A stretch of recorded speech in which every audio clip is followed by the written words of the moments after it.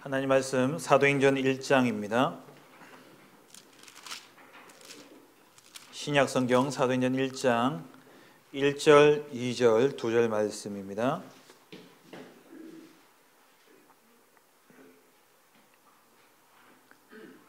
사도행전 1장 1절, 2절 말씀을 함께 합독하시겠습니다.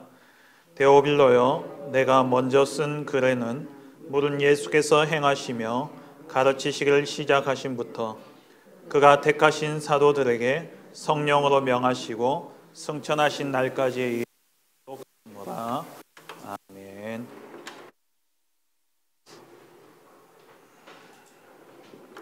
오늘 우리 주일 예배 말씀을 통해서 승리의 길은 오직 한 길, 예수의 길밖에 없다 말씀을 받았습니다.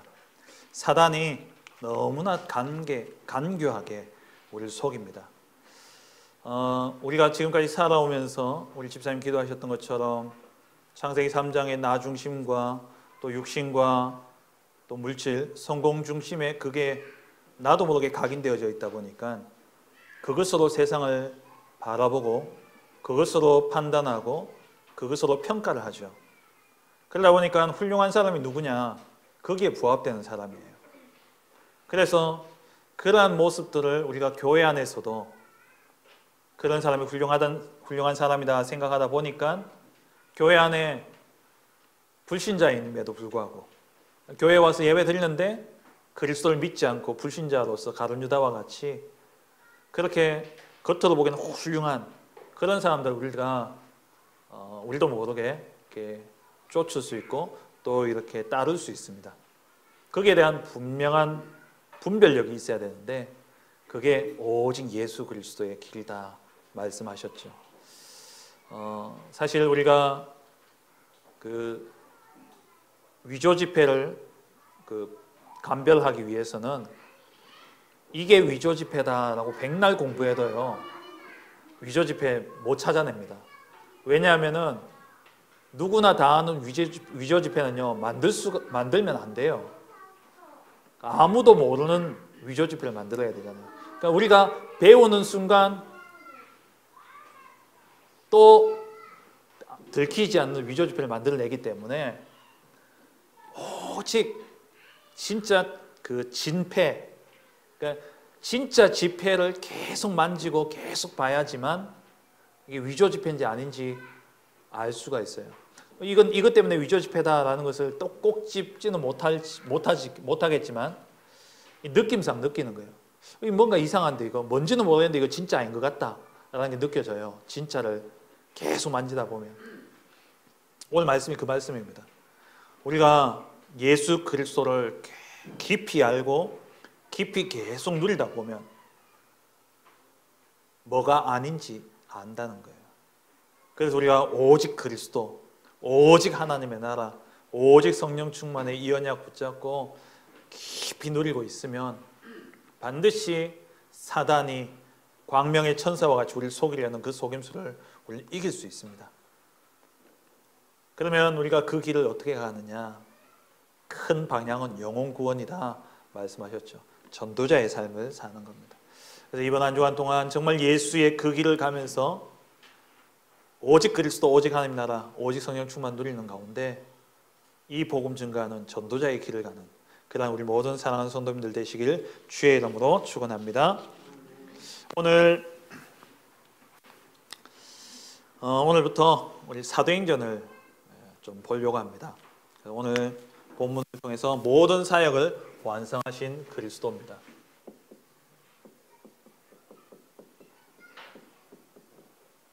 이 사역은 그리스도의 사역을 이야기하는 것이죠. 모든 사역을 완성하신 그리스도.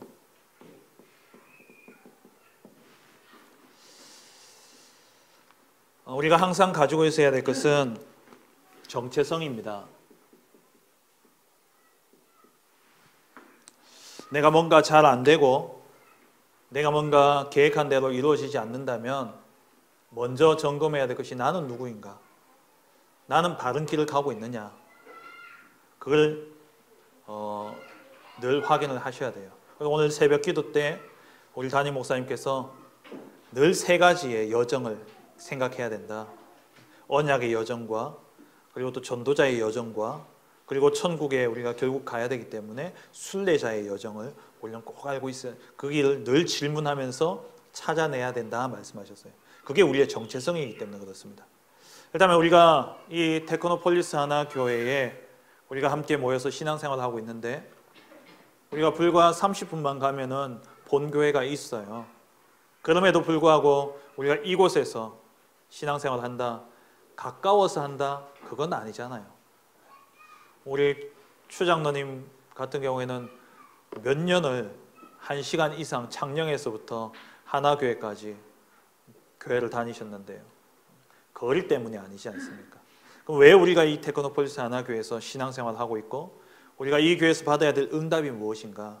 그걸 여러분들이 매일 매 순간 정체성을 찾지 않는다면 오늘 목사님 말씀처럼 교회 안에서 조금만 사람에 대한 갈등과 시험이 오게 되어지면 떠나가시게 되는 거예요. 가셔야 돼요.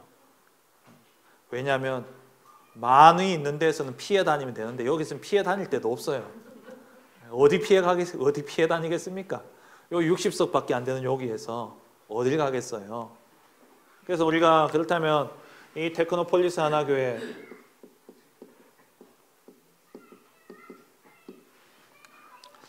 분명한 정체성이 뭐냐니까는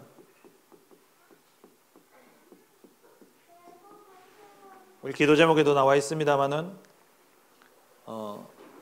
교회를 처음 개설하면서 목사님 주셨던 말씀 복음 운동의 축복 속에 선 사람들이라는 제목으로 말씀을 주셨습니다.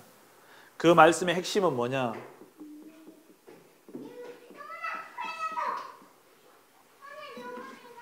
우리 테크노폴리스 하나교회는 사도행전의 역사를 써내려가는 교회입니다. 복음과 기도와 전도에 집중하는 가운데 사도행전 2장에 일어났던 오순절 마가 다락방의 성령의 충만한 역사를 체험하고 그 역사를 체험하면 점진적으로 사도행전적인 역사가 일어난다 말씀하셨어요. 그래서 우리 교회는 복음과 기도와 전도에 집중하는 가운데 농공과 현풍유가 굳이 창녕을 살릴 1000명의 제자와 100군데 말씀운동과 4군데 지교회를 세우는 것이 우리 교회의 정체성입니다. 그리고 그와 함께 우리 교회가 또 받아야 될 응답이 뭐냐면 성도들 개개인은 진짜 복음으로 온전케 되어지는 겁니다. 복음으로 온전케 되어진다는 것은 복음으로 각인, 뿌리, 체질이 완전히 바뀌어지는 것을 이야기합니다. 인간이 인간 되는 것은 착해서 되는 게 아니고 하나님의 형상을 회복해야 할 때에 하나님을 만날 때에 진짜 인간이 되어지죠. 그래서 우리가 온전케 되어진다는 것은 복음으로 하나님과 함께하는 것이 되어지는 거예요. 그래서 우리 테크노폴리스 하나교회 모든 성도님들은 정말 그리스도, 오늘 강단 말씀처럼 그리스도의 길을 따라가고 그 그리스도를 깊이 누리는 가운데 완전히 그리스도의 사람으로 바뀌어지는 거예요. 그게 우리 교회가 받아야 될 응답입니다. 성도들이 이렇게 온전케 되어져서 그리스도의 몸된 교회를 세워가는 것이죠. 이게 우리 교회의 정체성입니다. 그리고 세 번째, 우리 교회의 정체성은 개교회가 아니라 일단 우리는 지교회당입니다. 지역 복음화를 위해서 우리 교회가 세워진 것이죠. 그래서 이 정체성에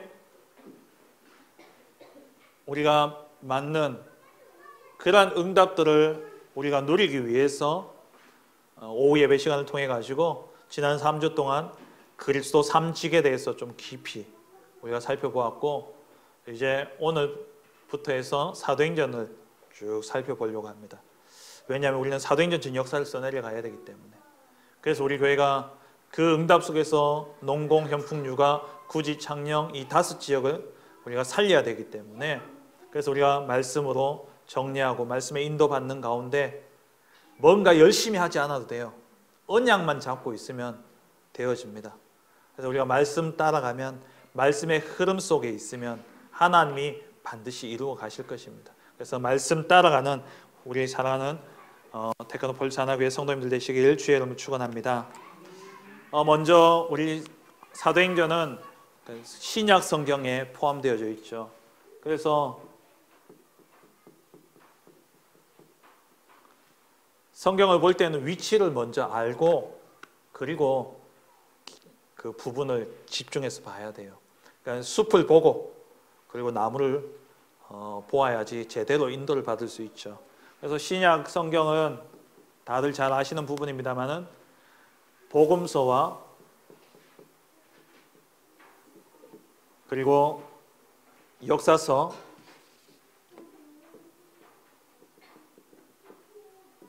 그리고 서신서가 있고요. 그리고 예언서, 이렇게 4개로 크게 나눕니다. 복음서는 공관복음, 그러니까 같은 관점으로 바라봤다 해서 공관복음이라고 해요. 이 마가복음, 누가복음, 그리고 마태복음에 나오는 것들이 서로 이렇게 막 중첩된다 그럽니까? 겹쳐지잖아요. 그렇게 겹쳐지는 걸 뽑아보면은 다 합치면 90% 가까이가 다 같이 나와요. 그러니까 그 정도로 같은 관점에서 기록되어진 것이 바로 마태, 마가, 누가복음이죠.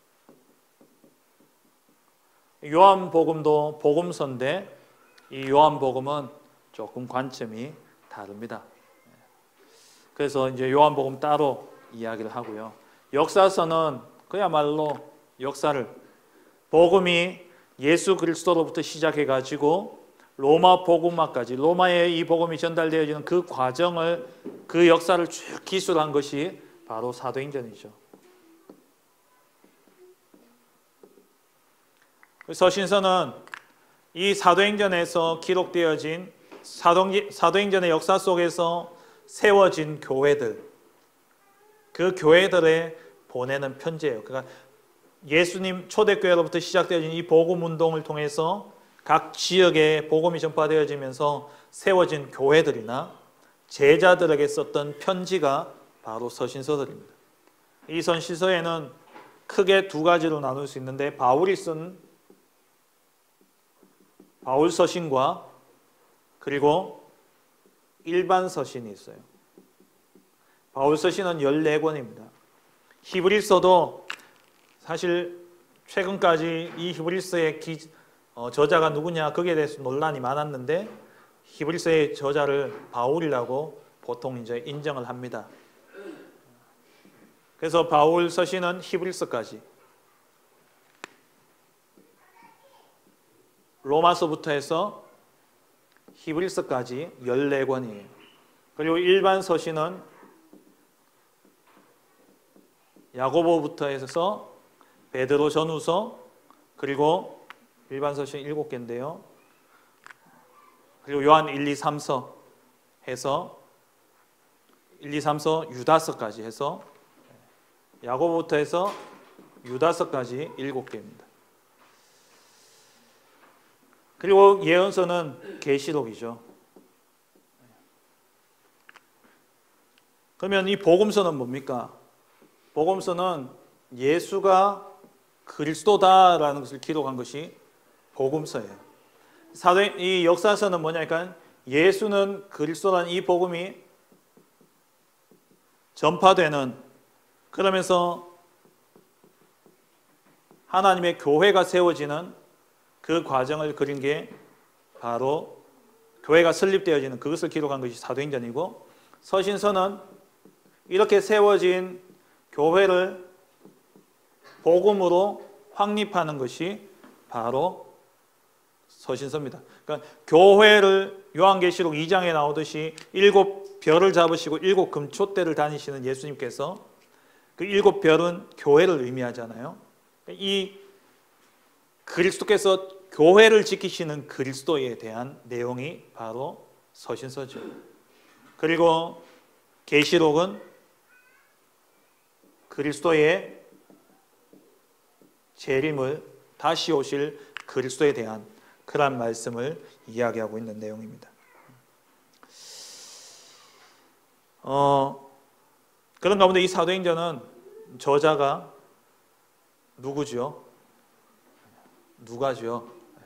이 누가가 기록을 했는데 사도행전 1장부터 1장 1절부터 11절까지의 내용이 누가복음 24장에 그대로 이어집니다. 그래서 누가복음은 사실 어떻게 보면은 뭐 고린도전서, 고린도후서 이렇게 표현을 한다면, 그러니까 베드로가 썼는 편지를 전서, 후서 이렇게 나눈 것처럼 누가가 썼다 해서 이걸 뭐 전후로 나눈다면 누가전서는 누가복음이 되고 누가후서는 사도행전이 되어지는 거예요.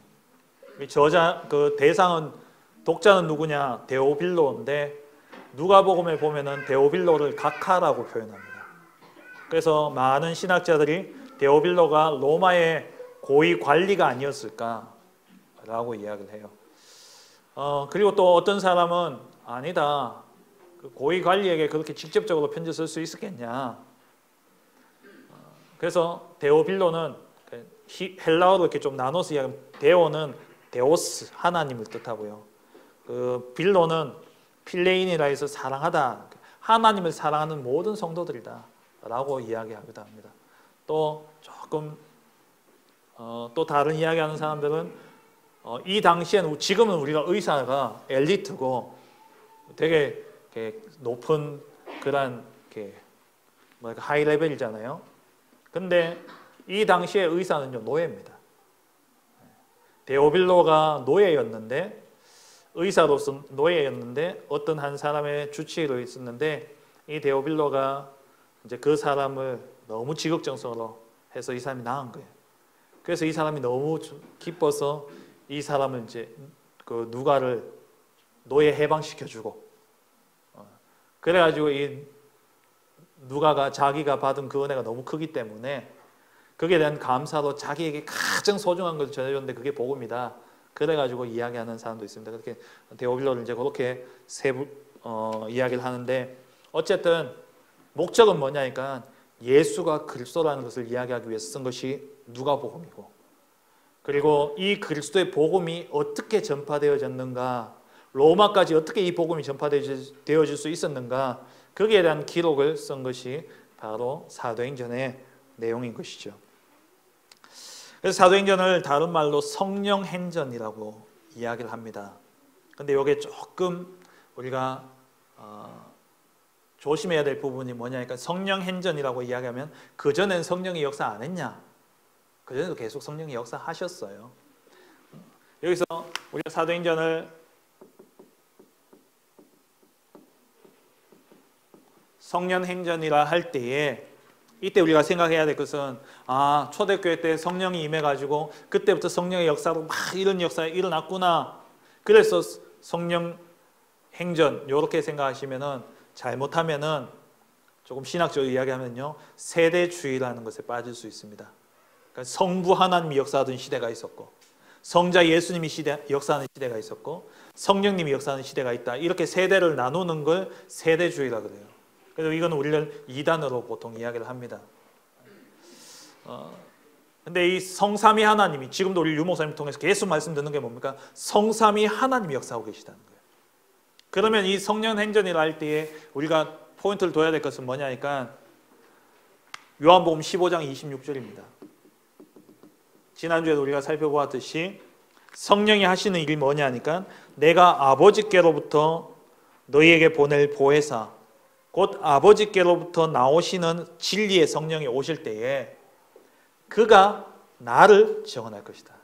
그러니까 이 성령 행전의 진짜 의미는 뭐냐니까, 성령을 통해서 예수님이 전파되어졌다는 거예요. 성령이 하시는 일이 뭐냐니까, 그리스도를 증언하는 일이기 때문에 이 성령 행전이라는 것은 성령이 그전에도 역사하셨지만 예수님이 가시고 보혜사 성령이 임했을 때는 그 성령께서 그리스도의 복음 전파하는 일을 이루셨다는 거예요. 거기에 대한 기록이 바로 성령 사도행전이고 그걸 다른 말로 성령행전이라고 이야기를 합니다. 그러면 오늘 제가 표를 길게 하나 써야 되기 때문에 먼저 대지 2번을 크게 써야 되거든요. 대지 1번을 요 밑에 쓸게요. 잘 안 보이시죠? 성경의 핵심은 뭡니까? 성경은 무엇을 이야기하고 있습니까? 그리스도를 이야기하고 있어요. 누구나 다 잘 알죠. 성경이 그리스도를 이야기하고 있다는 그 증거가 어디에 있냐?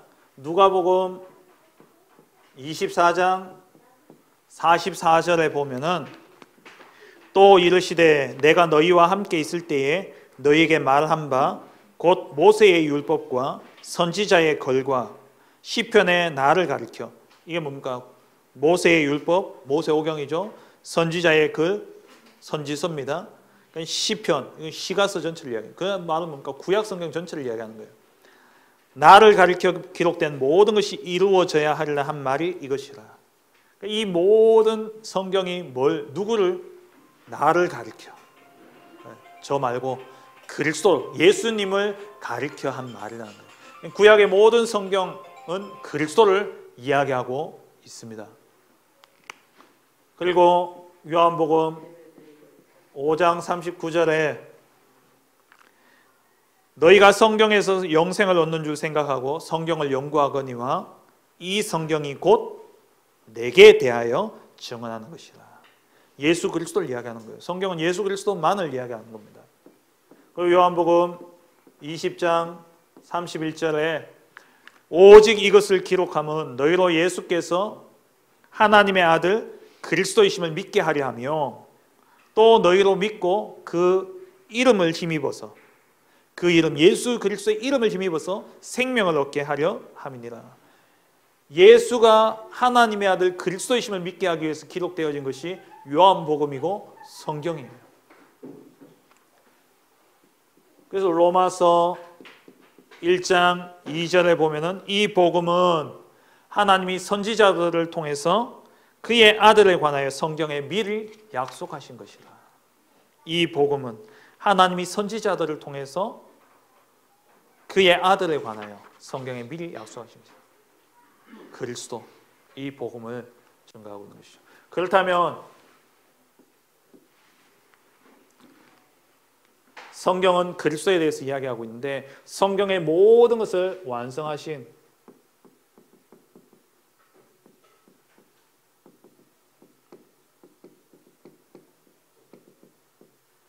성경의 모든 사역을 완성하신 분이 누구냐? 바로 그리스도십니다.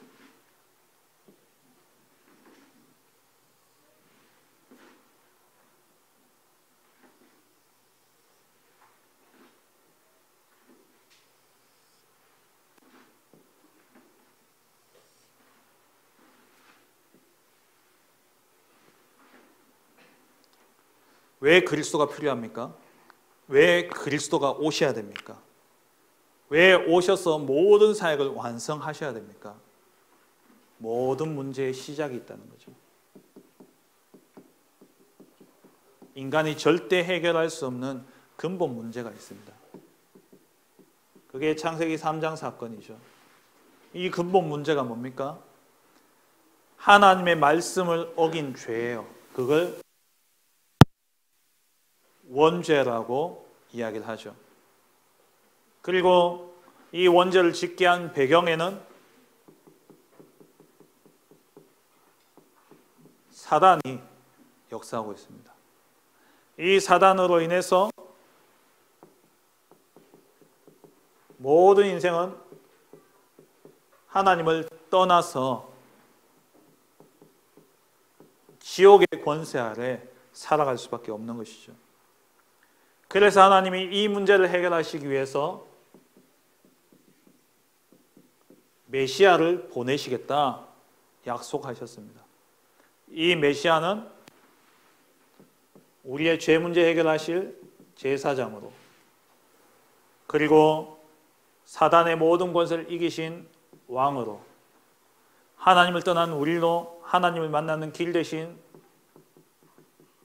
선지자로 이 역할을 감당할 그리스도를, 메시아를 우리에게 보내시겠다는 거예요. 그냥 보내겠다고 말씀하신 것이, 보내시겠다라고만 하신 것이 아니라 이 그리스도를 통해서 반드시 하나님이 우리를 구속하시겠다는 언약을 주셨습니다. 우리를 구속하시겠다는 언약을 주셨는데, 그 언약이 우리의 죄 문제 해결할 그리스도로, 메시아로 오셔서 우리의 죄를 대속할 어린 양으로 오시겠다는 거예요. 어린 양의 피로 말미암아 우리의 모든 죄가 사함받을 수 있었죠, 구약에는. 그래서 그 그리스도가 오실 것을 바라보고 제사장적인 예언으로 출애굽기 3장 18절에 희생제사, 희생제물 이야기를 하신 거예요. 또 출애굽기 12장에 보면 유월절 어린 양, 이 어린 양의 피로 말미암아 모든 죄가 사함을 받게 되어지죠. 그리고 왕적인 예언으로 창세기 3장 15절 여자의 후손을 보내서 뱀의 머리를 박살내겠다는 거예요. 왜? 절대 우리는 해결할 수 없기 때문에, 절대 이 문제를 해결할 수 없기 때문에 하나님께서 이 문제를 해결하시겠다고 약속하시면서 주신 언약이에요.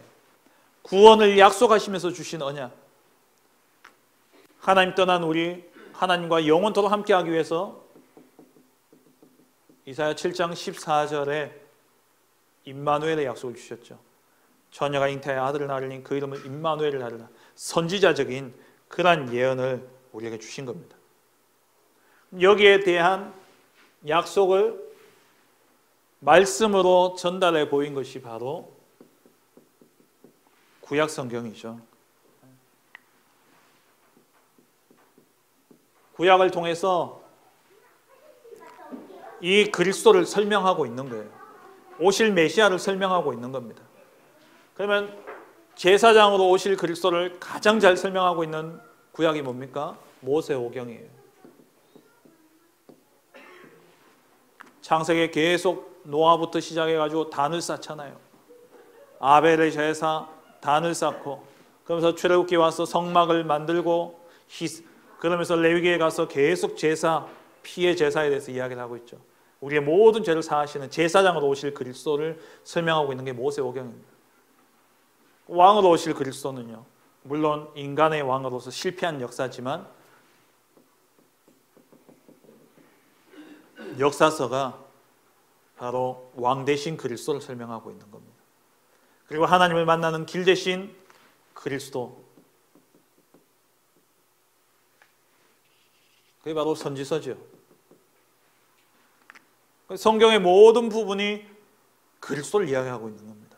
그리스도가 오시겠다, 그리스도를 보내겠다, 그에 대한 약속으로 이런 그리스도가 오실 것이다 라고 보여주는 내용들이 구약 성경에 나오는 거예요.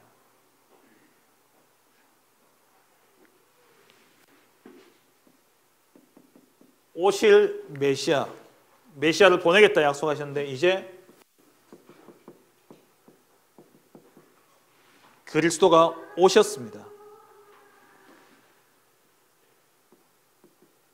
마태복음 16장 16절 주는 그리스도시요 살아계신 하나님의 아들이시니다. 그리스도께서 오셨죠. 오셔서 그리스도의 일을 완성하셨습니다. 어떻게 해요? 십자가 죽음을 통해서 우리의 모든 죄에 대한 대속을 완성하셨죠. 우리가 3주 동안 살펴보았듯이 그리스도께서 죽기 위해서 오셨어요. 죽음의 문제를 죽음으로 해결하기 위해서 예수님이 오셔서 십자가의 죽으심으로 죄에 대한 대가를 다 지불하신 겁니다. 그리고 죽음의 세력을 잡은 자 마귀를 멸하시기 위해서 죽음을 이기고 부활하셨어요. 그래서 요한일서 3장 8절에 하나님의 아들이 나타나신 것은 마귀의 일을 멸하려 하심이라. 마귀의 일을 완전히 멸하셨습니다. 그런 그리스도께서 승천하셔서 보혜사 성령을 우리에게 보내주셨죠. 왜? 영원토록 함께하기 위해서. 그래서 지난주 우리가 살펴보았듯이 성령께서 우리 안에 들어오셔서 우리를 구원하시고 우리를 인도하시고 우리를 보증하시고 우리의 미래까지도 완전히 보장하신다 그랬습니다. 요한복음 14장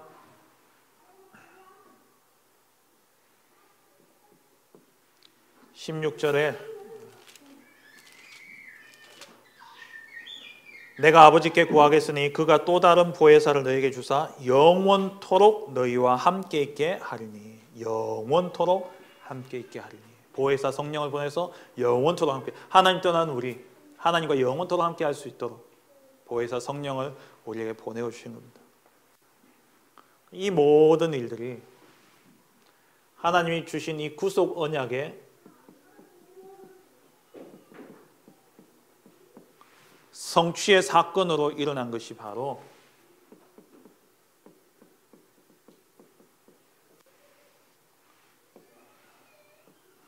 이 성취의 사건으로 일어나는 것이 바로 네 가지 장소에서 이루어진 거죠.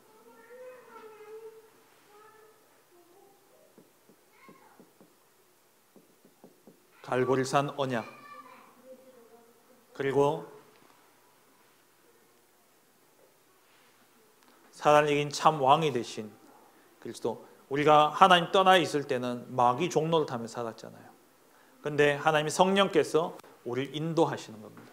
마귀 따라 살던 우리들을, 마귀에 인도받던 우리들을 하나님이 직접 인도하시는 거예요. 그게 성취되어진 곳이 마가다락방이죠. 마가다락방 언약. 그리고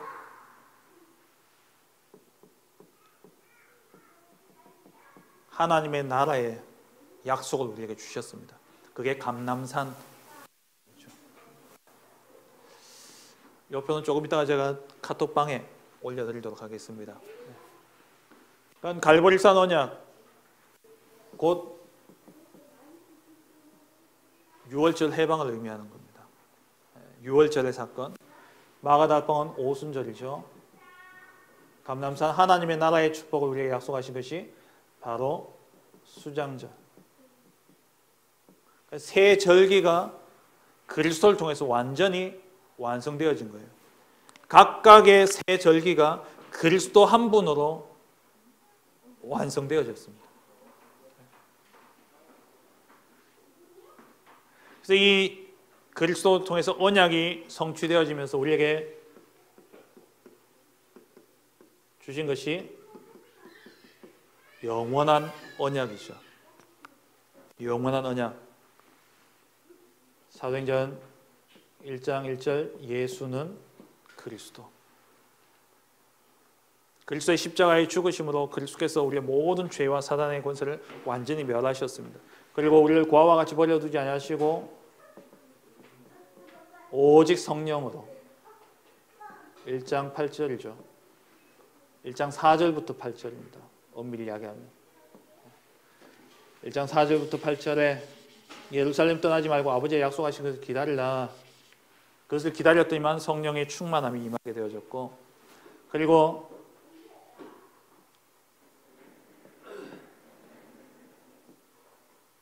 오직 하나님의 나라, 이게 우리에게 주신 영원한 언약입니다. 그래서 오늘 강단 말씀에도 이 세 가지로 우리가 누리고 이 세 가지를 따라가는 것이 예수의 길을 따라가는 것이다 말씀하셨죠. 왜냐? 이것이 우리에게 주어진 영원한 언약이기 때문에 그래요. 이 영원한 언약을 우리에게 주셨는데 이 언약이 우리에게 맺어지는, 우리와 맺어지는 그것을 보고 구원이라고 이야기합니다. 하나님이 전 인류를 향해서 맺어 놓으신 이 언약이 각각의 개인에게 맺어지는 것을 보고 구원이라고 이야기해요.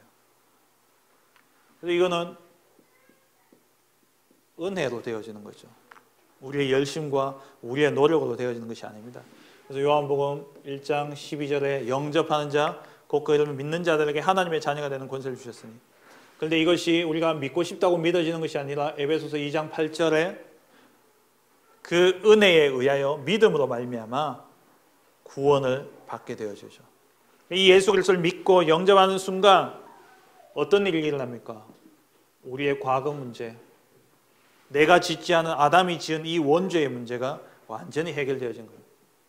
에베소서 2장 1절에 너희의 허물과 죄로 죽었던 너희를 살리셨도다. 죄와 허물로 죽었던 우리를 그리스도로 말미암아 우리가 살아났어요.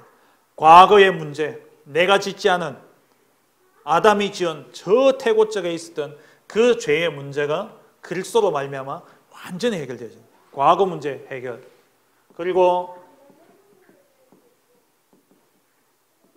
현재 문제, 내가 예수 안 믿었다면 지금 불순종의 아들들 가운데서 역사하는 영, 에베소서 2장 2절, 이 마귀 권세에 따라 살아갈 수밖에 없던 운명이었죠.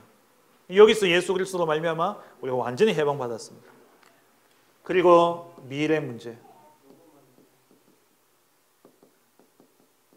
에베소서 2장 6절에 그리스도와 함께 어디에요? 하늘에 앉히시니 지옥 갈 우리 운명이 하나님 나라에 갈 운명으로 완전히 바뀌어진 거예요. 언제? 그리스도를 믿고 영접하게 될 때. 근데 그 믿는 것도 내 마음대로가 아니라 하나님의 은혜로 되어지는 것이죠.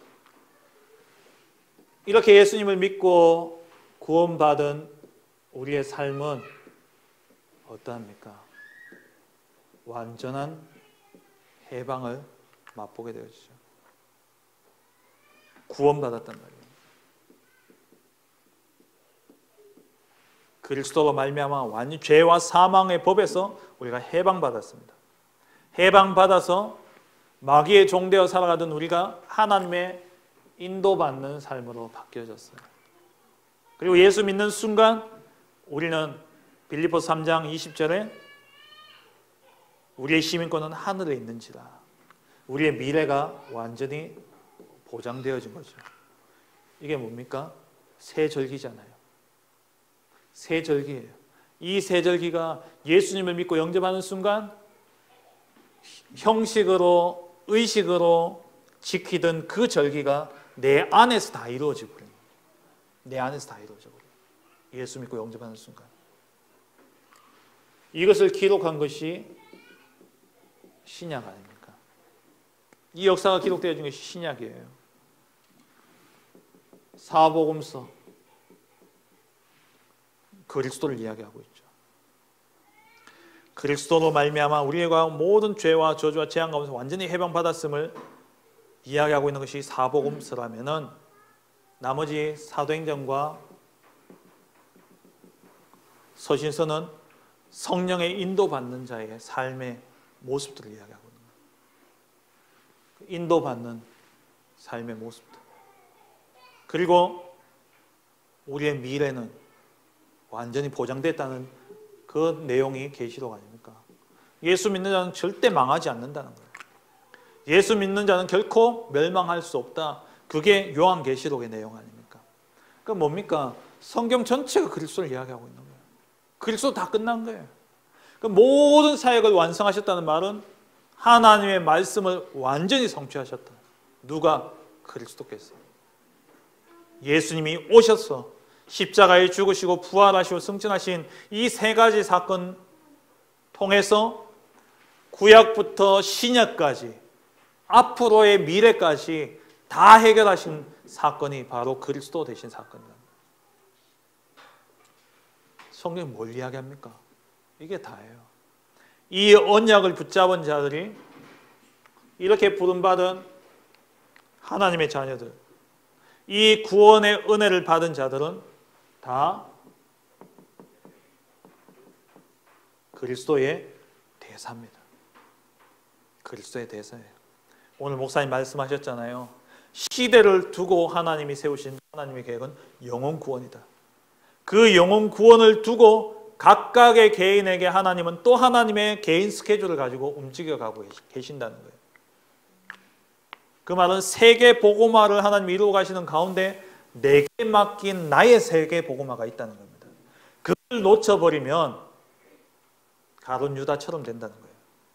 그거 놓쳐버리면 가룟 유다 같은 사람에게 속게 되어 있다는 거예요. 사단에게 속는다는 겁니다.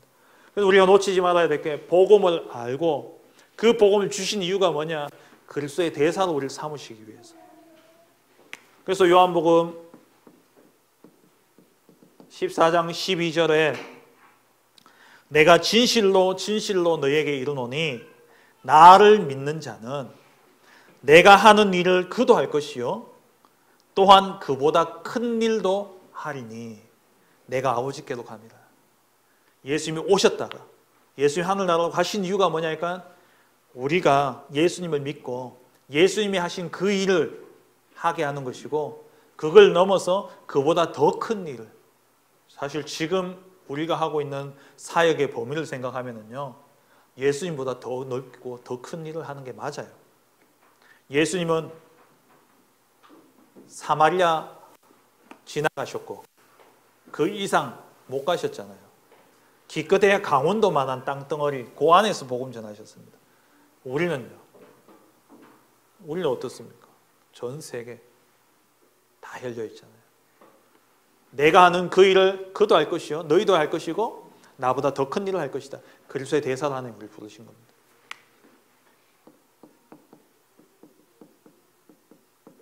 베드로전서 2장 9절에 너희는 택하신 족속이요 어떤 제사장 거룩한 소유가 된 백성이니 이는 너희를 어두운 데서 불러내어 그의 기이한 빛에 들어가게 하신 자의 아름다운 덕을 선포하게 하려 하십니다.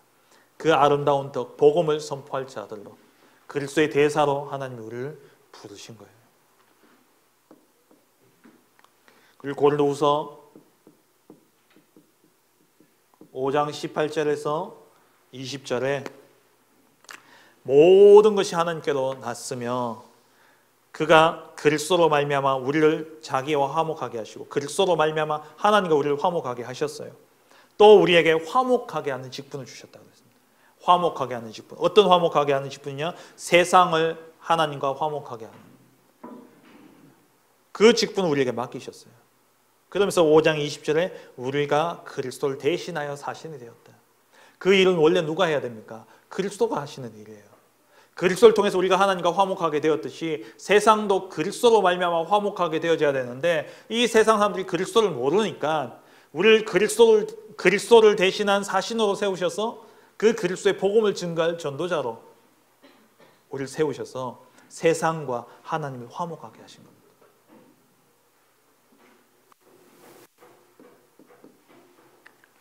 그리고 디도서 1장 3절에 자기 때에 자기의 말씀을 전도로 나타내셨으니 이 전도는 우리 구주 하나님이 명하신 대로 내게 맡기신 것이라. 전도. 고린도전서 1장 21절 전도에 미련한 것으로 하나님 구원하시기를 기뻐하셨다 그랬어요. 이 구원의 방법 전도라는 미련한 것을 통해서 하나님 구원하시려고 방법을 세우셨는데 그 전도를 누구에게 맡기셨냐? 내게 맡기신 거예요. 이 말씀대로 구약에 예언되어진 그리스도가 메시아가 그리스도로 오셨고 메시아 그리스도 같은 단어지만 오셨고 그 그리스도의 일을 완성하시면서 우리에게 주신 그 구원의 축복을 받은 우리가 그리스도의 대사로 살아갑니다. 그 그리스도의 대사로 살아가면서 행한 역사를 기록한 것이 바로 사도행전의 역사입니다.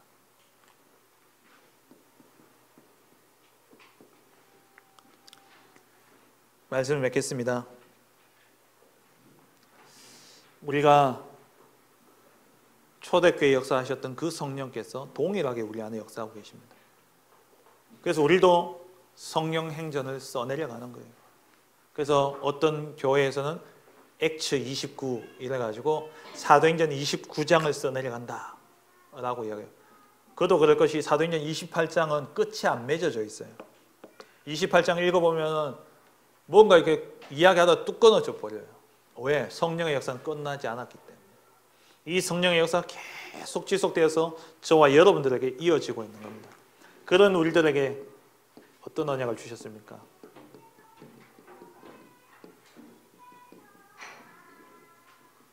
237 치유 서밋의 축복을 우리에게 주셨어요. 그래서 우리가 오직 그리스도. 승리하는 길은 오직 예수의 길밖에 없는데 우리가 그 가는 가운데 정말 하나님 우리에게 주신 언약 237 CU 서밋 그 땅을 차지하는 그러한 우리 모든 사랑하는 성도님들 되어주시길 주의 이름으로 축원합니다. 전능하신 하나님 아버지 감사합니다. 그리스도를 보내시겠다 약속하시고 그 그리스도가 오셔서 모든 그리스도의 일을 완성하사 우리를 그리스도의 대사로 세우시고 우리를 통하여서 이 땅에 하나님 나라의 복음이 증거되어지는 그 사도행전의 역사를 써내려가게 하심을 감사합니다. 하나님, 하나님의 시대를 향한 이 세상을 향한 영혼 구원의 완전한 계획을 우리에게 237과 치유와 서밋이란 언약으로 우리 안에 두셨사오니 하나님이 우리에게 주신 그 땅을 우리가 그리스도 누림으로 말미암아 차지해가는 복된 우리 테크노폴리스 하나교회 성도님들 될 수 있도록 축복하여 주옵소서. 감사드리며 예수 그리스도의 이름으로 기도합니다. 아멘. 151장 찬양 드리겠습니다.